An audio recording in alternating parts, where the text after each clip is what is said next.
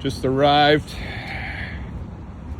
to my longtime tire and rim supplier, Kevin, at Focus Rims and Performance in Hamilton.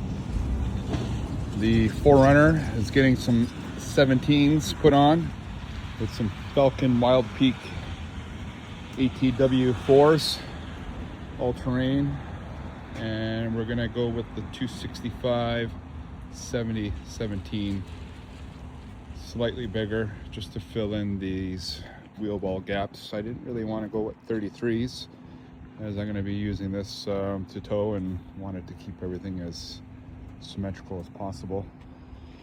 So I will keep you guys posted on how the truck looks after it's all said and done. Test fitting the new wheels that are plus 5mm offset with the existing 1-inch spacer installed by the previous owner. We had no clearance issues and thought what a much better aggressive look